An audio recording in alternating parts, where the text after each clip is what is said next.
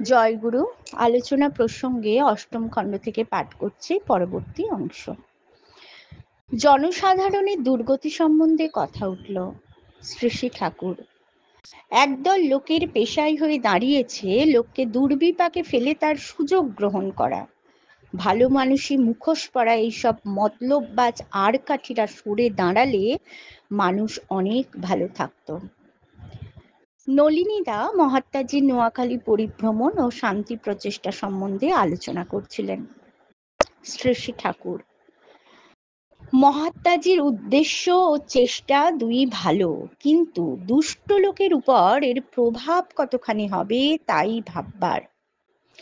অসৎকে দমিত, শাসিত, নিয়ন্ত্রিত, নিরস্ত করবার মতো শক্তি যদি আমরা আয়ত্ত করতে না পারি, তবে শুধু প্রীতি কথায় সবার মনের পরিবর্তন হয়ে যাবে এমনতর আশা করা বৃথা। আবার শক্তি আছে প্রীতি নেই, তাতেও হবে না। শক্তির পিছনে মঙ্গল বুদ্ধি না থাকলে অযথা লোক পীড়ন হতে পারে। বুদ্ধি থাকবে অপ্রয়োজনে একটা পোকা মাকড় বা টিকটিকিও যেন আহত বা নিহত না হয়, কিন্তু অন্যকে বিপন্ন বিধ্বস্ত করবার লালসা যাদের উদগ্র, তারা যেন এইটুকু বোঝে যে অমন্তর কিছু করতে গেলে সমাজের জাগ্রত ন্যায় দণ্ড তাদের রেহাই দেবে না। সম্প্রদায় নির্বিশেষে সারা দেশের মধ্যে সৎ সংহতি বাড়াতে হবে। সম্প্রদায় নির্বিশেষে সারা দেশের মধ্যে সৎ সংহতি বাড়াতে হবে। এই সংহতির কাজ হবে দুষ্টের দমন ও শিষ্টের পালন।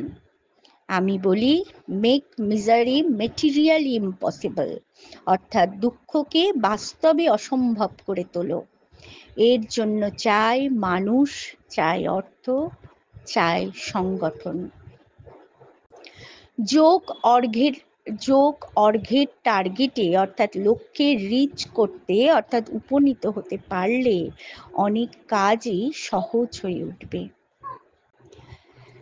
একটু থেমে শ্রী শ্রী ঠাকুর আফসোসের সুরে বললেন, কতজনে আপনারা আসলেন, বিদ্বান, বুদ্ধিমান, করিতকর্মা লোক, কিন্তু কই কেউ তো আপনারা বললেন না, ঠাকুর কোনো ভাবনা নেই, আমরা করেই ফেলবো তাড়াতাড়ি। মুর্শিদাবাদের গোয়ালা যেমন বলে গেল, তেমন তো কেউ বললেন না আপনারা। আপনাদের অনেক হিসেব, অনেক বিচার বিবেচনা, অনেক করণীয়, অনেক পিচটান। এমন বিচ্ছিন্ন মনা হলে কিন্তু পোশাকি আলাপ আলোচনা করা ছাড়া কাজের কাজ কিছু করে ওঠা মুশকিল। জয় গুরু।